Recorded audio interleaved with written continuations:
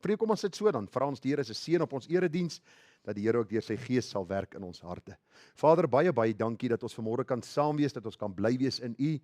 Dankie dat U ons koning is, dankie dat U ons Here is, ons herder is, ons leidsman is. En Here, bo alles, dankie dat U vir U kudde sorg, en dat U vir ons in die woord sê, dat soos 'n vader hom ontferm oor die kinders, so ontferm die Here hom oor die wat hom vrees. Here, dankie dat ons vanmôre kan weet, dat U ons rig en lei op hierdie pad van geregtigheid. U wat 'n goeie werk begin het in ons, U sê U sal dit volëindig. Ons loof en ons prys U wonderlike naam.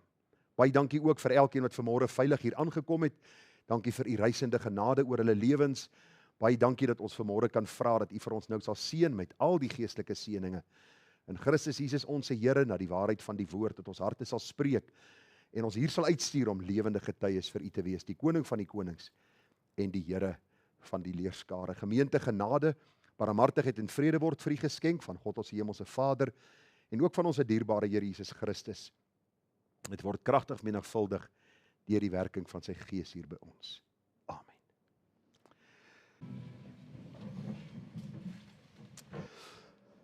Vriende, is dit nie die groot rede waarom ons vanmôre hier saam is nie, dat die Here ook opnuut ons harte sal reinig, dat die Here op ons sal aanvuur vir sy werk en ons sal stuur om dan ook te arbei in sy diens en tot sy eer. Nou vanmôre gaan ons stil staan by Psalm 53. Ons gaan by hierdie volgende Psalm, u sal sien ons werk so deur die Psalms. Ons is nou by Psalm 53. By van die weke werk ons bietjie deur die boek Genesis. So ek glo nie het al vergeet van Abraham en van Sarah hier nie, maar ons probeer maar so alles inpas in die oggenderedienste. En kom ons lees vanmôre uit Psalm 53 en dan gaan ek met u praat vanmôre oor die gedagte van die Bybelse definisie en werke van 'n dwaas. Die Bybelse definisie en werke van 'n dwaas. Daar staan vir die musiekleier, nou ek het in hakkies net daar gesit, opdrag aan die musiekleier, soos u weet, al die psalms was gesing gewees. Nou, ons weet nie wat al die wysies was nie, maar hierdie psalms was juis gesing by hulle tempelaanbidding, en nou die gedagte is maar net die opdrag wat gegee was aan die musiekleier op die wysie van Mahalat, en hierdie Mahalat is 'n spesifieke wysie en instrument wat hulle gebruik het om hierdie bepaalde lied te sing. Jy sal sien, baie van die psalms is weemoedig, in ander psalms is daar hierdie vreugde en blydskap en verskillende musiekinstrumente was gebruik, en daarom dank ons die Here dat ons hierdie psalmskat in ons midde het, en ek het vir u gesê, dis die mees geleesde boek in die Bybel, omdat kinders van die Here so kan assosieer met die skrywers van die psalms. So vir die musiekleier, op die wysie van Mahalat, 'n onderwysing van Dawid. Die dwaas sê in sy hart, daar is geen God nie. Hulle het sleg gehandel en hulle onreg afskuwelik gemaak. Daar is niemand wat goed doen nie.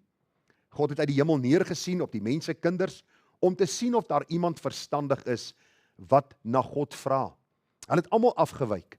Dis saam met hulle ontaard. Daar is niemand wat goed doen nie, ook nie een nie. Het die werkers van ongeregtigheid dan geen kennis nie, wat my volk opeet asof hulle brood eet? Hulle roep God nie aan nie. Daaruit skrik hulle oorweldig sonder dat daar skrik was, want God het die beendere verstrooi van hom wat jou beleer het. Jy het hulle beskaamd gemaak, want God het hulle verwerp. Ag, mag die verlossing van Israel uit Sion kom. As God die lot van sy volk verander, dan sal Jakob juig, Israel sal bly wees. Ons lees net hierdie paar versies saam. Nou as u na Psalm 14 blaai, sal jy agterkom Psalm 14 en Psalm 53 is omtrent woordeliks dieselfde. Wonderlik om te sien dat die Here 2 keer dieselfde gedagte in hierdie psalmboek vir ons opgeteken het. Vanmôre gaan ons by vers 2 en vers 5 stil staan. Eindelik gaan ons die hele psalm hanteer, maar ek lig vir u net hierdie 2 verse uit, waar ons dan ook die tema vandaan kry. Die dwaas sê in sy hart, daar is geen God nie. Vers 5 het die werkers van ongeregtigheid dan geen kennis nie, wat my volk opeet asof hulle brood eet. Hulle roep God nie aan nie. Die tema van vanmôre dan, die Bybelse definisie en werke van 'n dwaas. Die Bybelse definisie en werke van 'n dwaas. Nou vriende, in die basies 28 jaar wat ek nou in die bediening is, het ek al male sonder tel die sinsnede gehoor, as mense by my sit vir berading, of net met my gesels, of ons praat oor die alledaagse dinge, dan kom die volgende sinsnede na vore: ek kan nie glo dat ek so dwaas opgetree het nie. Ek kan nie glo dat ek so dom ding in my lewe gedoen het nie. Ek kan nie glo dat ek dikwels so sonder verstand optree nie.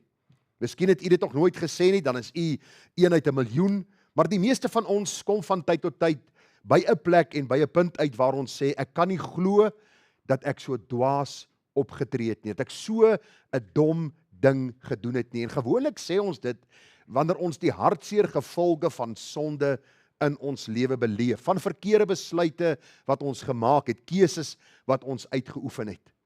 As ons kyk na die definisie van 'n dwaas volgens die Woordeboek, dan sien ons 'n dwaas is iemand wat onverstandig, onlogies of gek dink en handel. Nou, ek dink nie dat ons eintlik dwaas is wanneer ons foute maak of wanneer ons sonde doen nie, maar ons tree soms dwaas op.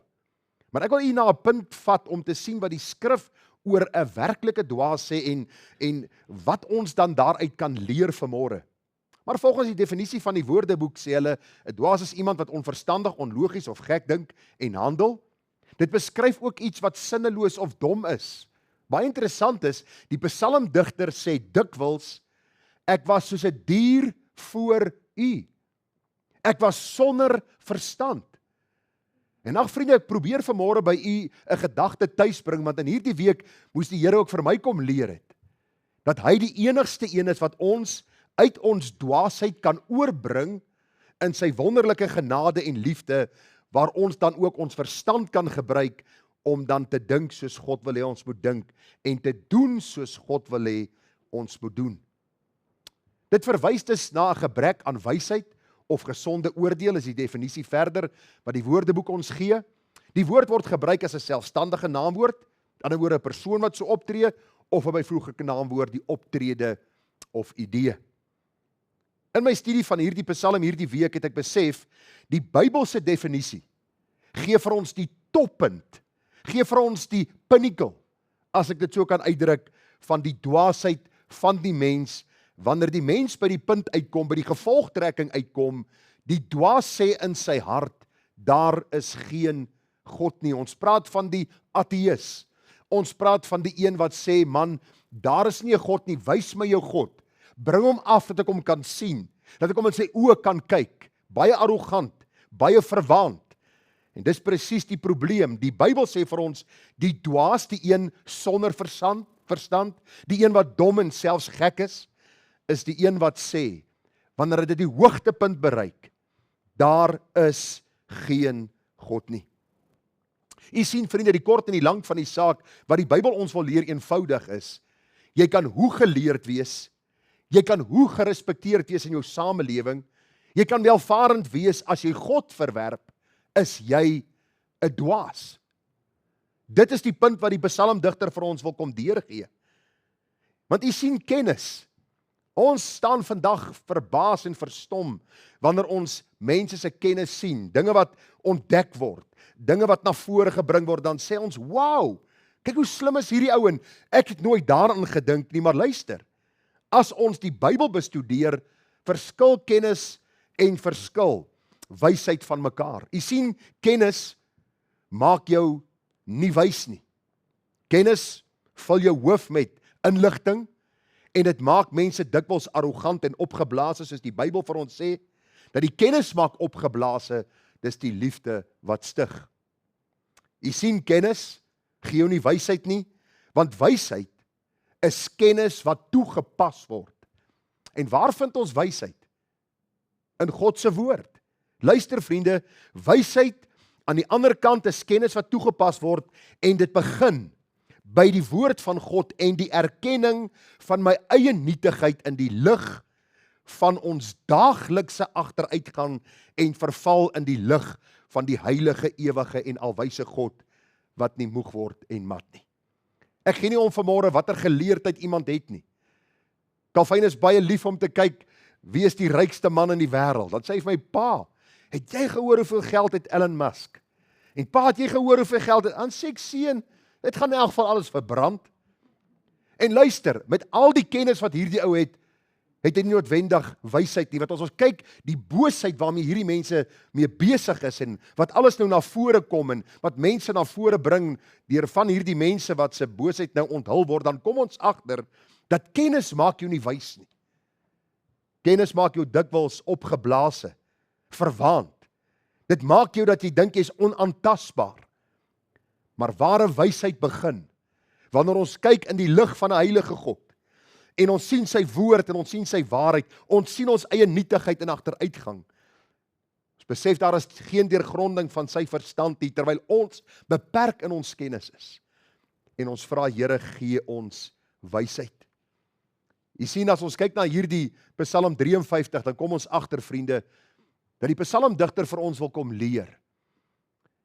Dat kan jy al die kennis in die wêreld hê, as jy nog nie by God uitgekom het nie, is jy 'n dwaas. Is jy soos een sonder verstand, is jy soos een wat sinneloos en doelloos in hierdie lewe jouself bevind.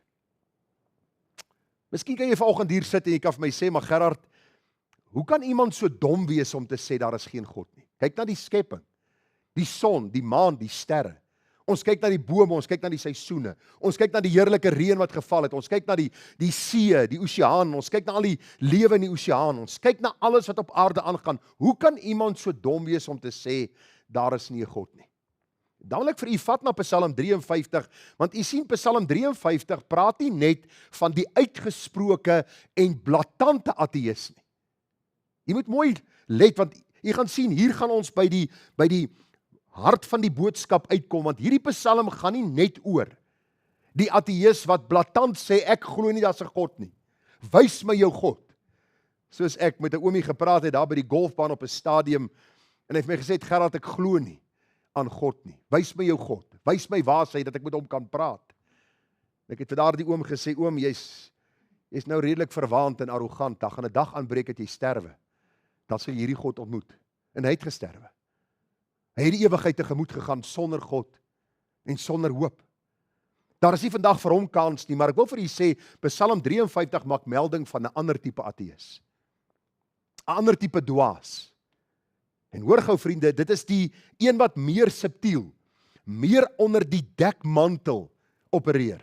Dis een wat nie met die mond sê daar is nie 'n God nie, maar met hulle leef hulle asof daar geen God is nie. Hulle staan in die môre op en hulle gaan slaap vanaand en hulle gee geen erkenning aan hierdie God nie. Hulle beleef al sy seëninge, al sy genade op tydelike gebied en daar is geen liefde in hulle hart vir hom en geen poging om hom te dien en te verheerlik nie. Dit is nogal 'n skerry gedagte, want u gaan saam met my deur Psalm 53 werk en u gaan agterkom dat die psalmdigter melding maak van hierdie twee. Die een wat blaatant sê, daar is geen God nie, ek stel nie belang nie, moenie van God praat nie, en die ander een wat sê, ja, ek glo daar is 'n God, maar hulle lewe verloon alles wat God in sy woord vir ons leer, hoe ons hom moet dien en moet verheerlik. En u kan miskien vir my vra nou waar in die Bybel lees ons van hierdie dinge? Behalwe Psalm 53 en baie ander gedeeltes, gaan ek vir die eenuitstaande gedeelte in die Nuwe Testament wys, waar mense gereken het, hulle dien die God van die Bybel. En eintlik was hulle maar net praktiese ateïste gewees. Wie kan vir my sê in die Nuwe Testament, waar is daar een gedeelte wat soos 'n paal bo water uitstaan? Ek gaan vir u help. Dis in die Evangelie van Johannes. Ek gaan jou verder help.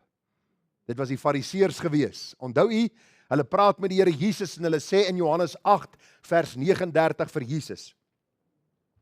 Hulle sê vir hom, ons vader is Abraham. Nou, as hulle hierdie uitspraak maak, of toe hulle hierdie uitspraak gemaak het, en wanneer iemand gesê het, ek is die kinders van Abraham, ons vader is Abraham, dan sê hulle daardeur dat die enigste ware God is ons God, en hierdie God wat alles geskaap het, is die een aan wie ons behoort. Hy is ons Vader. Hierdie mense bely dit voor die Here Jesus. Hulle sê vir hom, Here, ons Vader is Abraham. Hierdie ene wat God gekies het van die begin af. Die een wat ons oor gepreek het uit die boek Genesis. Maar Jesus, wat God is, wat mens kom word het, sê vir hulle, as julle kinders van Abraham was, hoor nou, sou julle die werke van Abraham doen. Ek verbaas my, dat mense dikwels vir my sê, my kind is ook 'n Christen, maar daar is geen liefde vir Christus nie. Daar's geen werke wat wys dat hulle aan Christus behoort nie.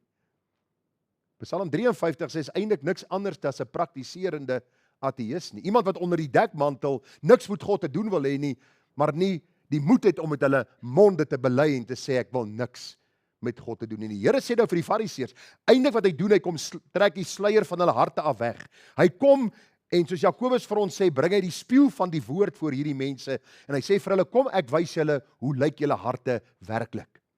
Hulle sê ons is kinders van Abraham. Jesus sê as julle sy kinders was, sou julle die werke van Abraham doen. En Jesus sê vir hulle vers 42, as God julle vader was, hoor nou, nie meer Abraham nie, maar God. Hoekom? Want hulle het gedink omdat hulle kinders van Abraham is, uit die geslag van Abraham, omdat hulle Israeliete was, hulle behoort aan God. Nou kom die Here en hy sê, Abraham het aan God behoort. Hy was God se uitverkorene en as julle sy nageslag is en julle sê dat hy julle God is, sou julle my lief hê. Want hy is die verwagte Messias gewees, die een wat hulle deur die profeseë voorspel het. Nou gaan Jesus verder, hy sê as God julle vader was, sou julle my lief hê, want ek het uit God uitgegaan en gekom. Want ek het ook nie uit myself gekom nie, maar hy het my gestuur. Waarom ken julle my spraak nie? Omdat julle na my woord nie kan luister nie. En hoor gou hierdie amper, kan ek die woord gebruik, deafblou, wat die Here vir hierdie godsdienstige leiers gee. Hulle begin en sê, ons vader is Abraham. Jesus sê, julle vader is die duiwel. Hy sê, julle het die duiwel as vader en die begeertes van julle vader wil julle doen. Hy sê, mensemoordenaar van die begin en staan nie in die waarheid nie, omdat daar in hom geen waarheid is nie. Wanneer hy leentaal praat hy uit sy eie, omdat hy 'n leienaar is en die vader daarvan. Dit is die hele gedagte in Psalm 53 ook. Mense wat blaatant God ontken het en gesê daar is geen God nie, en dan ook die mense wat deur hulle werke ontken dat daar 'n God is. Wat hulle lewe leef losstaande van die Here, asof hy nie hulle skepper is en die een wat hulle in stand hou deur die krag van sy woord nie. So ons gaan vanmôre so 'n bietjie deur hierdie Psalm werk en dan gaan ons kyk na die gedagte van die Bybelse definisie en werke van 'n dwaas. En ons gaan so 'n paar gedagtes met u hanteer met die hoop dat u ook sal verstaan dat die twee tipe ateïste wat na vore kom in Psalm 53, in Psalm 14, is die uitgesproke een wat met sy mond dit sê, maar die ander een wat, soos die Fariseer, met sy mond miskien Christendom bely, maar met sy lewe 'n totaal ander lewe leef.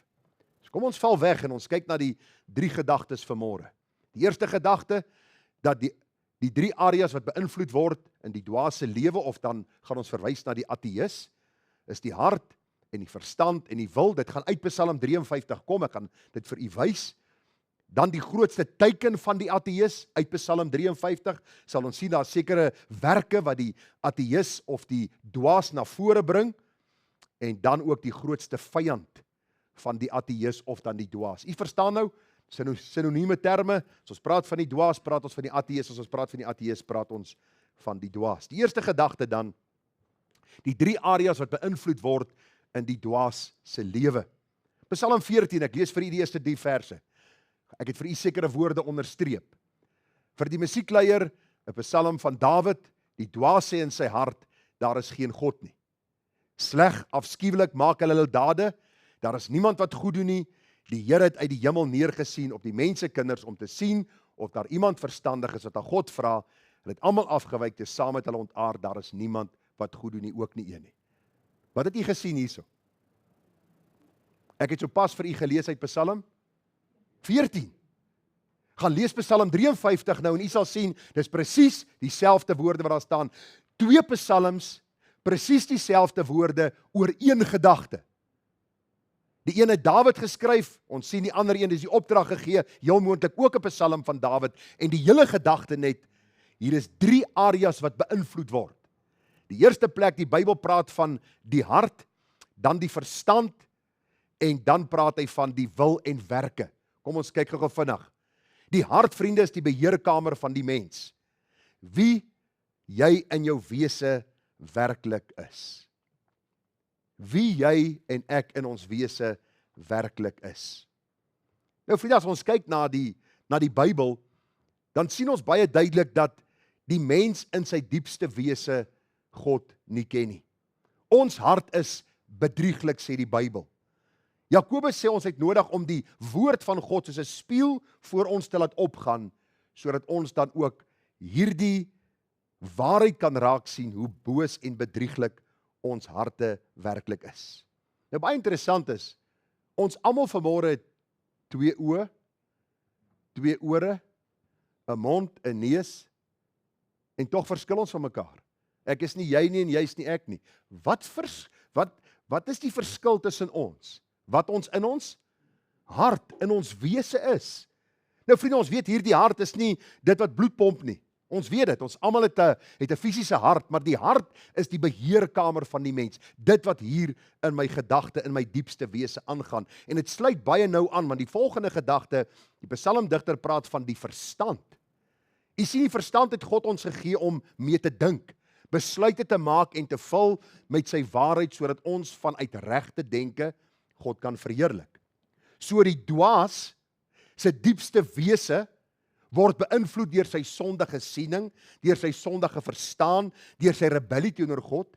Dit beïnvloed sy verstand, hoe hy dink, en vriende, dan beïnvloed dit ook die wil, die werke, hoe die persoon optree.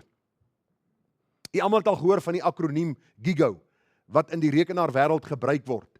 Dis ook van toepassing hier op die dwaas. Garbage in, garbage out.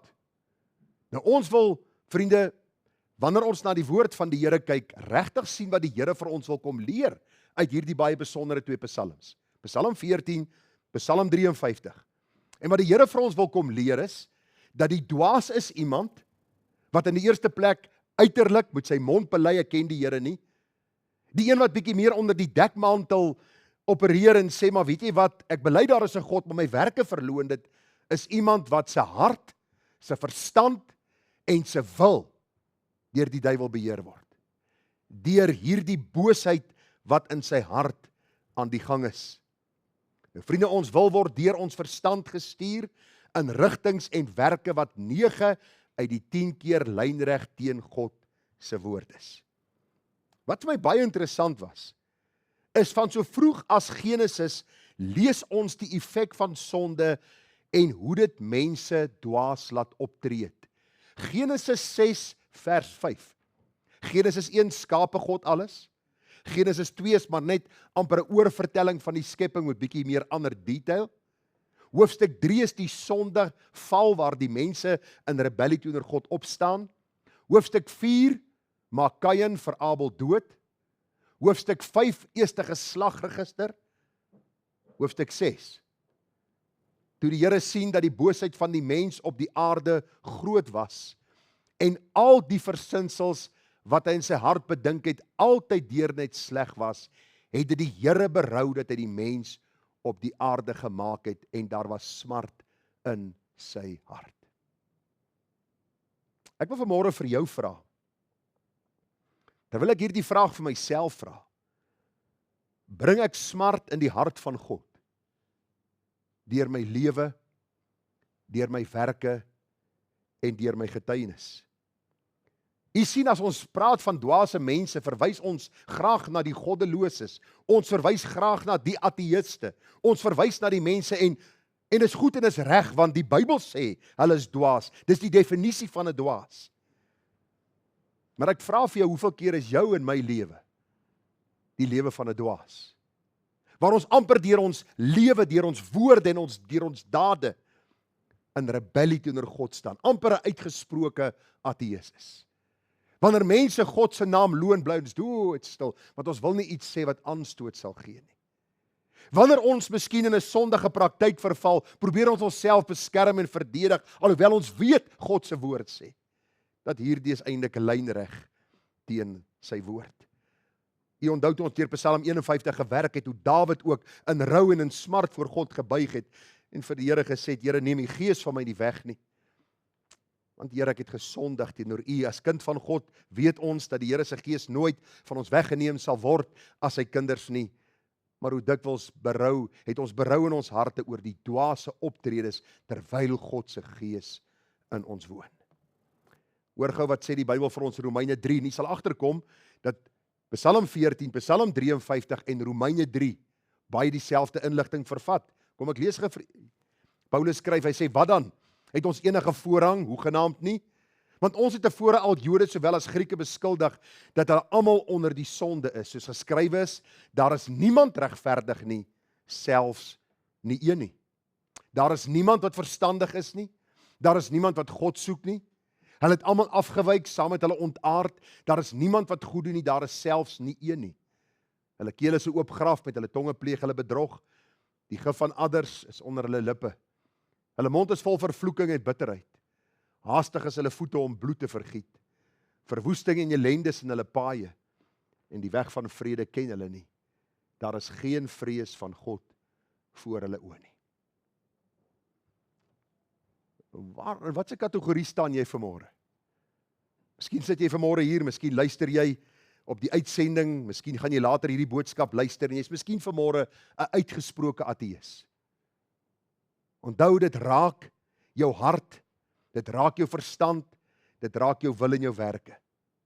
Miskien sit jy vanmôre hier en jy het al hoeveel Sondae hierdie kerk besoek en al hoeveel keer die boodskappe geluister oor die uitsending, maar jou lewe het nog nie 'n druppel verander nie. Dan is jy in hierdie selfde kategorie as wat die Bybel praat in Psalm 14 en 53 van die dwaas. Net jy nodig om jou tot God te bekeer. Miskien is jy vanmôre 'n kind van die Here. Vanmôre word jou hart beïnvloed, jou verstand en jou wil deur dinge wat God nie verheerlik nie. Het miskien dwaas opgetree in die afgelope maand of 2 maande of jaar of 2 jaar en jy sit vanmôre met die gevolge. God se gees sal jou nooit in jou sonde laat bly nie. Daar kan nooit in jou hart 'n vreugde en 'n blydskap wees. Spurgeon hierdie week sê, 'n kind van God kan nooit suksesvol sondig nie. Dan vra ek jou vanmôre, draai weg van jou dwaase optrede en vra die Here, Here, reinig my in die bloed van die lam. Die tweede gedagte vanmôre, dan die grootste teken van die dwaas of dan die ateïs, die grootste teken. Psalm 14 vers 4. Selfs Psalm 53, u kan gaan lees. Het al die werkers van ongeregtigheid dan geen kennis nie? Die wat my volk opeet asof hulle brood eet, hulle roep die Here nie aan nie. Daar het skrik hulle oorweldig, want God is by die regverdige geslag. Jy sien, hier is 3 gedagtes of 4 gedagtes wat na vore kom. Die grootste teken van die dwaas of van die ateïs is in die eerste plek die Here self. Mense wat in sonde lewe, haat die Here. Stem jy saam? Hulle haat God, hulle haat die waarheid van God se woord. Die volgende tekengroep is die volk Israel. Het u nuus gekyk die afgelope tyd? Wie dink u wie is die mees gehate volk in die wêreld? Die volk Israel. God se volk. So die ateïs, wie is die ateïs? Die ateïs is die dwaas wat in sy hart sê, daar is geen God nie, wat deur sy werke God verloon, wat deur sy werke die duiwel dien, sy vader, die Bybel sê wat van binne hierdie waarheid van God onderdruk en dit glad nie wil uitleef nie, glad nie wil erken nie. Die derde ene, sy kerk en kinders hier op aarde. Ons gaan nou 'n bietjie individueel na hierdie 4 gedagtes kyk, maar u sal sien in hierdie gedeelte kom dit na vore. Sy kerk en kinders hier op aarde, die Bybel praat van God se regverdige geslag. Dis die weergeborenes. En dan sy woord in die evangelie wat sondaars vrymaak. Nou ek wil net gou vir u noem, dat u net kan verstaan, dat u net gou in die prentjie inkom. Ek het Psalm 14 ook opgehaat, net onder Psalm 53, as voorlesing vanmôre. En toe trou hom Louis. En toe besef ek moet 'n lied vir hom sing. En toe moes ek Psalm 14 uithaal, dat die skyfies met my bladsye ooreenkom. So oom Louis, jy's nie skuldig nie hoor. Dis maar net Psalm 14 is uit, dat u net kan volg. U kan self Psalm 14, Psalm 53 lees. Alles kom 100% ooreen. Die presies dieselfde gedagte in die een wat ook in die ander een gesê word. So kom ons kyk gou vinnig na die teken van die dwaas of ateïs. Die eerste ene, die kwessie van die Here. U sien die dwaas of dan die ateïs, soos ons na verwys, kan nie veel teen God doen nie. Hulle kan God nie minder God maak nie. Hulle kan hom nie onttroon of beïnvloed om sy standaarde te verander nie. In hulle rebellie loon hulle sy naam deur dit uiteindelik te gebruik, te spot, twyfel te saai, sy skepping toe te skryf aan die evolusie en dies meer. So met ander woorde, die dwaas rig sy vizier na God en hy sê, Here, ek sal nie na u luister nie. Ek sal u nie erken as my skepper nie. Wil u weet waar die agteruitgang in die wêreld gekom het, veral in die westerse wêreld, is toe ons die proses van evolusie, wat eintlik maar 'n veeverhaal is, verruil het vir God se skepingsverhaal, en vandag tree mense soos diere op en ons vra waarom? Waarom moord die een die ander? Waarom is daar geen gesag en ontsag vir mekaar nie? Want u sien, die ateïs, die dwaas, die een wat God nie liefhet nie, rig sy vizier na die Here, en hy sê, Here, ek wil u hand afslaan, ek stel nie belang aan wat u vir my sê nie. Dan die logiese uitvloeisel daarvan is dat die dwaas teiken God se volk, omdat hy hulle uitverkies het van die begin vanuit sy ewige liefde en genade, en sy plan met hulle is nog nie klaar nie. Mense haat God se volk. Hulle haat God se volk. Daar is geen liefde in hulle harte vir hierdie volk van die Here nie. Daardeur sê ek nie dat Israel alles reg doen nie. Daardeur sê ek nie Israel is nou gered nie, want hulle verwerp nog die Messias. Maar gaan lees Psalm die 7de hoofstuk. Openbaring die 7de hoofstuk. En u sal sien dat 144.000 sal deur God gered word in hierdie laat dispensasie, wanneer die Here 'n wonderlike herlewing onder sy volk stuur. So God se plan met sy volk is nie klaar nie, daarom haat die wêreld die Here en hulle haat dan ook sy volk. En die woord sê baie duidelik dat God met sy volk nog 'n wonderlike plan het. Een ek vanmôre is dan die kerk van die Here Jesus, die wat regverdig verklaar is voor God in Christus Jesus. Hulle teiken is die kerk van Jesus op aarde, omdat ons soos 'n herhoud uitroep teen die goddeloosheid van ons tyd. Omdat ons bely daar is net een weg na die Vader, Jesus, ons Here. Dink u dat die wêreld die kerk liefhet? Dink u dat die wêreld die kerk gaan hoogag? As die wêreld vandag hulle sin kry, elimineer hulle Christene reg oor die wêreld. Waarom? Want die Bybel sê hulle versinsels en die gedagtes wat hulle bedink is altyd net boos. Romeine 3, daar is niemand wat goed doen nie, selfs nie een nie. Hulle keel is 'n oop graf. Hulle roep uit teen hierdie waarheid van God se woord wat deur die kerk van Christus uitgedra word. As u net gaan kyk wat in Amerika aan die gang is. Ons kyk na die president daar wat probeer om die verkeerd reg te maak, nie daardeur dat ek sê hy's 'n kind van die Here nie, maar ek dink by myself die geweldige haat wat hulle teen hierdie man koester. Dan besef ek dat die wêreld haat die Here, die dwaas haat God se volk en hulle haat die kerk en kinders van die Here op aarde. En vriende, dan ook, hulle teiken God se woord en maak dit af as 'n mensgemaakte veeverhaal en Jesus as net 'n goeie profeet, juis omdat hy as enigste weg selfverloning en kruisopname vereis. Ek hoor baie mense sê en ek stem met hulle 100% saam in 'n sekere sin. Hulle sê om gered te word kos jou niks. Stem jy saam? Ek stem saam, dit kos jou niks. Uit genade is julle gered deur geloof, dit nie uit julleself nie, is 'n gawe van God, nie uit die werke nie, sodat julle nie kan roem nie. Maar die dag as ek gered word, eis dit my alles. Jesus sê as iemand agter my wil aankom, moet hy homself verloon, sy kruis opneem en hy moet my volg. Belangrik dat ons sal sien dat hierdie groot waarheid in God se woord opgeteken word. Daarom word die woord van die Here geteiken. Daarom is hierdie boosheid aan die orde van die dag en het ons nodig om vanmôre te sien wat die Here oor hierdie saak vir ons sê. Die laaste gedagte, die grootste vyand van die dwaas of ateïs. Psalm 14 vers 5. Daaruit skrik hulle oorweldig, want God is by die regverdige geslag. Die raad van die ellendige, julle kan dit tot skande maak. Waarlik die Here sy toevlug. Ag, mag die verlossing van Israel uit Sion kom. En hierdie woordjie as is eintlik die woordjie wanneer. When. Wanneer die Here die lot van sy volk verander, dan sal Jakob juig, Israel sal bly wees. So hier sien ons baie duidelik dat die dwaas of dan die ateïs soos ons van praat, sy grootste vyand is wie? Wat sê hierdie gedeelte vir ons? Is God self. U sien, God se oordeel, baie duidelik, daar het skrik hulle oorweldig, want God is by die, wat staan daar? Regverdige geslag. God is nie by die goddelose nie. Hy's daar, die Bybel sê sy toorn broei oor hulle. Die Bybel sê vir ons, hy sal hulle eendag oordeel in geregtigheid. Daarom is hulle teiken teen God. Daarom is hulle grootste vyand die Here self. En ek lees vir u gou wat staan daar in Psalm 2, een van die kosbaarste psalms in die Bybel. Ek het sekere woorde vir u uitgelig. Daar staan, waarom woel die nasies en bedink die volke nietige dinge? Die konings van die aarde staan gereed, en die vorste hou saam raad teen die Here en teen sy gesalfde en sê, laat ons hulle bande stikkend ruk, en hulle toue van ons afwerp.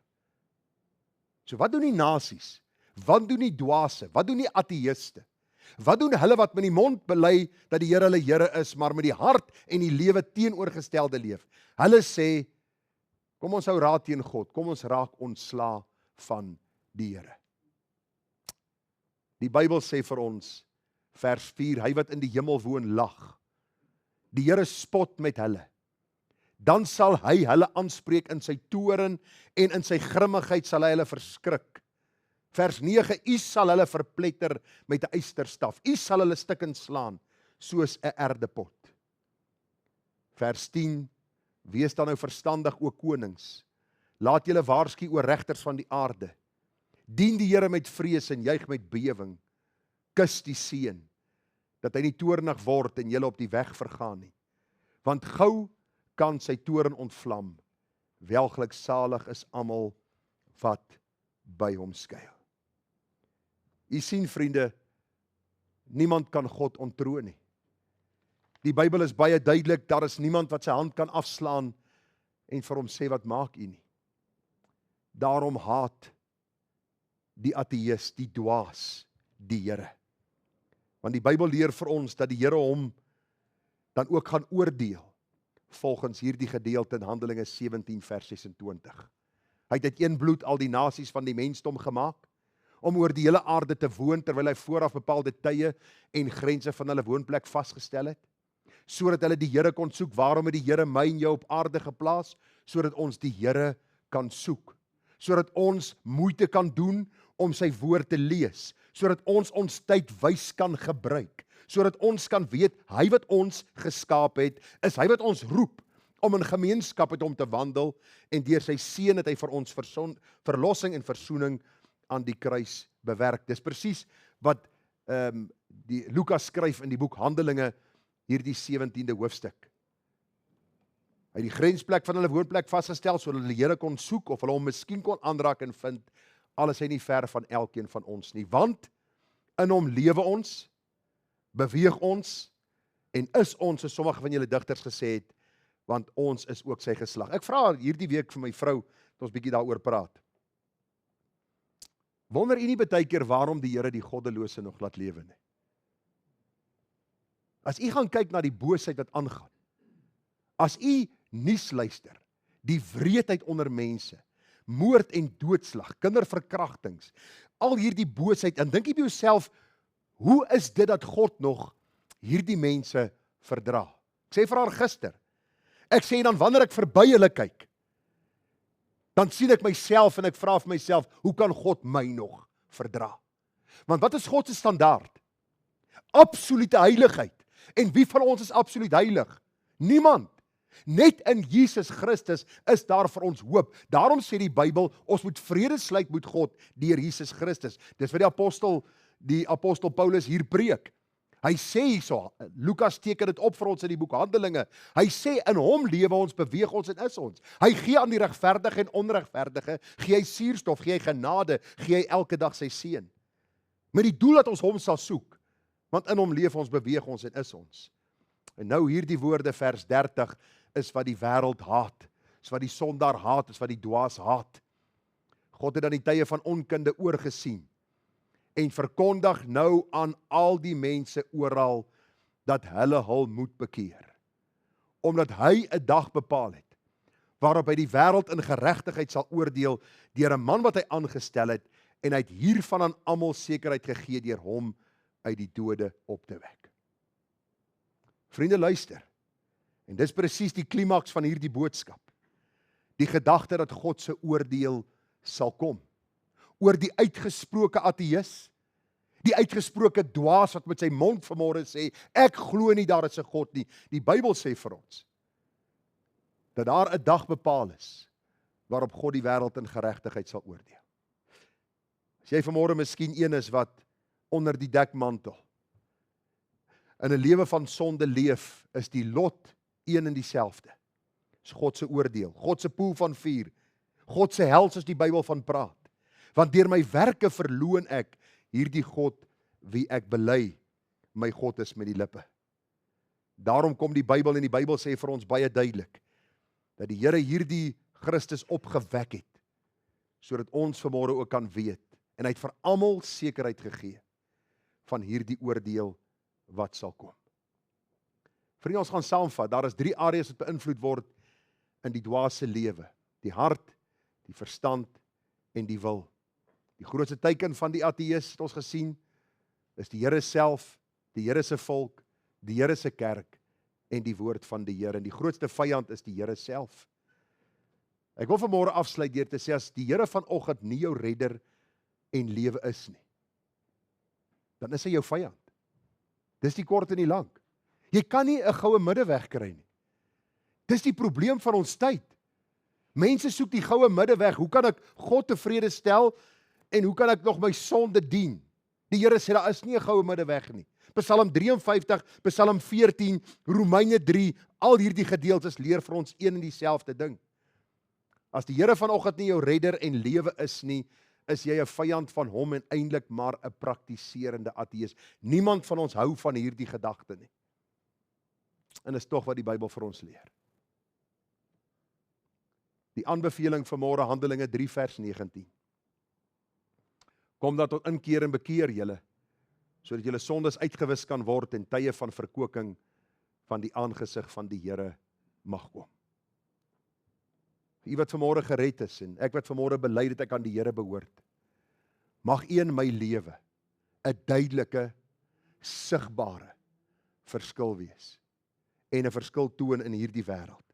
Dat mense wat blaatant en mense wat onder die dekmantel die Here nie dien en eer en met die lippe miskien bely, maar hulle lewe verwerp hom, dat ons vir hulle getuie kan wees dat Christus Jesus 'n lewe kan nuut maak, kan verander, kan red, sodat ons ook in hom vreugde en blydskap kan hê. Mag die Here vir ons genade gee dat ons hierdie waarheid kan sien en dat ons vir die Here kan vra, Here, as ek u nog nie ken nie, red ook my siel. Kom ons bid saam. Vader, help vir ons om ook deur die waarheid van u woord te sien en te verstaan, dat u deur die waarheid van u woord ons oproep tot selfondersoek. Ek dink baie keer vir myself, die dag toe u met die fariseërs gepraat het, daar in Johannes 8, en hulle u in die oë kyk en vir u sê dat Vader Abraham is ons vader, en u hulle in die oë kyk en sê, maar julle die duiwel as vader. Dis vir my baie keer so skokkend as ek hierdie goed hoor en sien en lees. En by myself dink daar is vandag menigte in hierdie wêreld wat bely hulle behoort aan die Here, maar eintlik het hulle die duiwel as vader. Hulle besoek miskien die kerk, hulle lees miskien die Bybel, so af en toe doen hulle gebed, maar hulle hele leefwyse, hulle hele lewenspatroon, dit wat hulle dink, wat hulle doen, hoe hulle optree, hoe hulle tyd spandeer, is lynreg teen dit wat God se woord vir ons leer. En daarom vra ek u, Here, dat ons werklik moeite sal doen, dat die spieël van die woord voor ons sal opgaan, en dat ons die vraag sal beantwoord, is dit wel met my siel? Ek bid, dierbare Here, dat u vir ons groot genade sal gee, want die ewigheid is vir ewig. Die dag wanneer ons hoof hier neerlê, sal ons nooit weer 'n geleentheid kry om die saak met God uit te maak nie. Daarom bid ek vir elkeen wat vanmôre hier sit, wat u glad nie ken nie. Hulle wat miskien inluister, hulle wat later na die boodskap sal luister. Pleit ek by u vir u reddende genade. Vader, dat u genadig en barmhartig sal wees. Ons bid hierdie dinge in u naam en ons bid dit met soveel dankseggings. Amen.